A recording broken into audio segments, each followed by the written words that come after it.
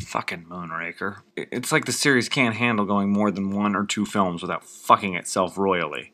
Realizing that The Spy Who Loved Me worked entirely too well, the team behind it focused on how to make sure that their follow-up could miss the point entirely and focus on kid-friendly stupidity. Where The Man with the Golden Gun had cost $7 million and The Spy Who Loved Me had lavishly cost $12 million, Eon Productions pulled out all the stops and spent an outrageous $32 million on their follow-up, Moonraker. They were determined that Moonraker would be the most epic, over-the-top Bond film that had ever been made, and they succeeded. Unfortunately, they also made the most ridiculous, campy, childish, simple, and downright cumbersome Bond film of all time. The pre-title starts right away with some logic-defying stupidity. This giant-ass space shuttle, which is Moonraker on the side, is being carried by the 747, and we see the guys flying the plane, and they spout dialogue that doesn't feel natural because they're giving exposition. Oh, we're gonna arrive early. We'll just trust the RAF. Well, the important part of this is that these dickheads aboard the shuttle fired up and steal it.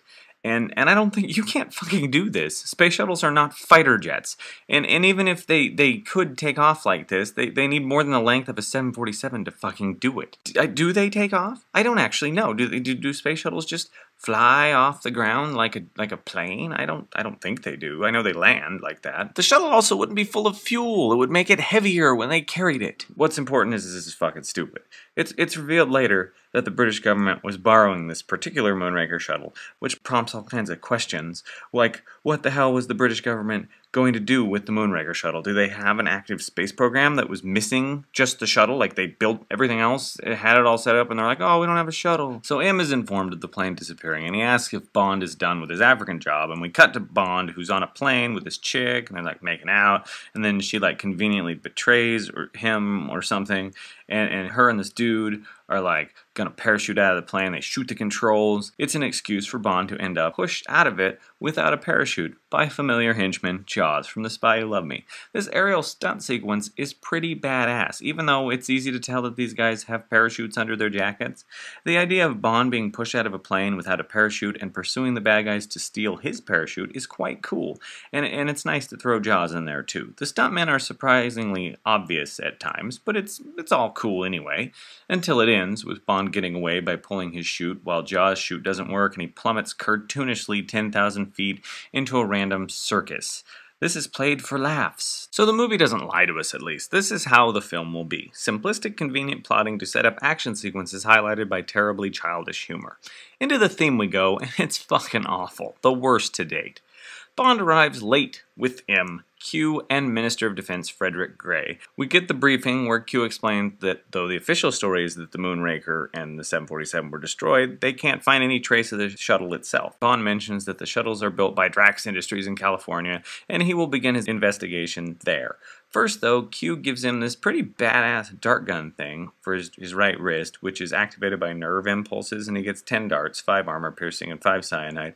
And they're given it to him in such this like throwaway manner to set up this Chekhov's gun use for them. In California, Bond is picked up by Karine and is shown around Drax's property, and he eventually meets Hugo Drax, who's played by Michael Lonsdale, and he plays him in this sort of calm, bored manner that's meh. Bond asks questions and eventually is pawned off on Dr. Goodhead, and Bond is all like, where can I find Dr. Goodhead? And she's there, and she's like, that's me, and he's all, oh, a woman, and it sounds very stupid. And so she's all pissy about this, and she's showing Bond around, takes him to the centrifuge, and he agrees to try it out while she's away. And this ninja dude who works for Drax tries to kill Bond by cranking the centrifuge to ludicrous speed. And once he gets in it, you know exactly what's going to happen. But it's well put together with a wonderfully slick Ken Adams set. So Bond has got, gets out of the centrifuge, and Dr. Goodhead's like, I don't know what happened. And then Bond looks up the controls and he sees the guy that tried to kill him, and it's like, hey, maybe it's that martial arts looking guy, not the other scientist dudes, but the guy who looks like he just dropped his sword somewhere and he's in a different movie. Bond drops by Karine's later, and he woos her into information, and he sneaks around and breaks into Drax's safe, which allows him to use his badass safe cracker and his dumb 007 camera. He's a fucking spy. He doesn't have his fucking number on a toy camera. Off to some pheasant hunting we go, and there's a bugle dude who plays the 2001 theme, and that's dumb. And Bond arrives, and Drax insists that Bond hunt with him, and then there's this dude that's gonna shoot Bond. Bond shoots him first with a shotgun, at like 100 yards, which should mildly annoy his assassin, but it kills him. Bond leaves, and then Corinne comes in, and Drax confronts her about Bond and her being in his study, and he fires her on the spot, and she heads back to her little golf cart, but the ninja dude unleashes Drax's dogs, and she frantically runs into the woods in this haunting, vicious, long fucking scene. It's just that too. She just runs for her life, and the dogs hunt her and bring her down. It's shot in these moody colors with emotive music, and all of this would be so very effective in a different fucking film. This is the most terrifying death ever put in a Bond film up to this point, probably for the next few films too, and it's found in Bond's silliest, most childish adventure. Bond heads to Venice and goes to this glass manufacturer that supplies something or other on the blueprints he took from the pictures at Drax's, and the movie also shows you all this crazy rare ancient glass that you know was going to be destroyed later. He gets back into his gondola, where his gondola dude is killed by this rather elaborately decked out knife killer guy in a coffin, and this leads into a chase where Bond flees using his tricked out speed gondola, which is idiotic. It's not very exciting, and this guy shoots at him, and the crew of the movie just put the squibs for the gunshots rather lazily just around the edge of the bridge. I don't know, it fucking pisses me off. Eventually the scene just gives up on being thrilling at all, and it has the speed gondola go up to the dock here, and then Bond hits a button and it transforms into a hover gondola. And then Bond merrily hovers across the streets of Venice with every fucking person in the city watching England's greatest spy do this. It's ridiculous. But hey, it's sort of a pompous, weird, fun kind of ridiculous until the worst moment of the fucking film happens when this pigeon does a double take. Not like for reals, not a fake pigeon that they made to do this. They obviously just rewound the film a bit and then they have it do a double take. To respond to how silly Bond is acting. This is such a stupid moment. Bond heads to a different Drax building, this one with scientists who key in the code to open the door, and it plays the Close Encounters of the Third Kind music cues, and this is stupid.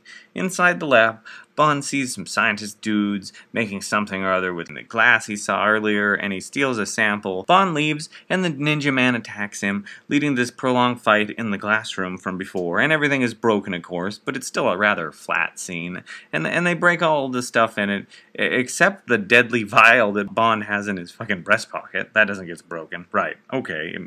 Bond shows up at Holly Goodhead's hotel, and finally talks to her about what the hell Drax is doing. He rifles through her shit, which includes a poisonous spiked pen, a dart-shooting diary, a flamethrower perfume bottle, and a radio communicator in her purse. Then he laughably says, "Standard CIA equipment." Bullshit. Bond and Goodhead get to the premarital relations, and Bond leads M and Gray to Drax's secret laboratory he found, and along the way, Gray's all, "I hope you know what you're doing, Bond. I play bridge with this fellow Drax," which is one of the few minor details of the novel worked into the film. In the book, M plays bridge with Drax, and other than the villain being named Drax, and that there is a rocket in the book, nothing in this movie has to do with the book. So M, Gray, and Bond enter the lab with a gas mask, only to find Drax in this big open room, which is silly, but fine. And Gray is furious and demands Bond off the assignment. And M and Bond share a good scene together outside where Bond gives him the vial of liquid he stole from the lab. Drax feels the urge to hire someone to replace the ninja friend of his, and he brings in Jaws, which is awesome.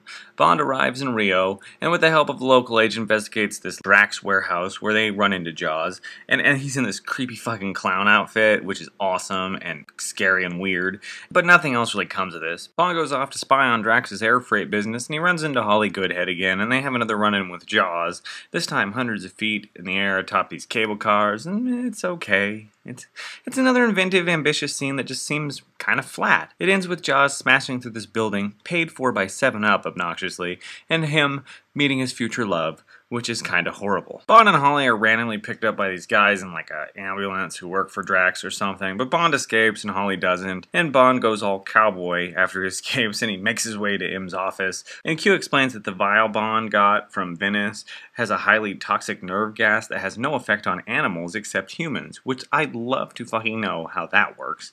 So they figure out that the nerve gas is derived from a rare orchid found in the jungles of Brazil, and Bond heads off in Q's tricked out boat. There's another boat chase here, this one with Jaws, and it's better than the gondola stuff, but it still lacks excitement. The thing ends dumb and cartoony for Jaws. So Bond wanders into Drax's lair, which is full of hot chicks, and there's this joke where the chicks cross this bridge, and Bond is weary of the bridge, dropping him in the water, so he walks around it, only to have this sort of random rock have a thingy that dumps him into the water anyway, and it's silly, but it's kind of funny. In the water, Bond fights the slowest, weakest python in the fucking world, and then he's brought to Drax in his control room.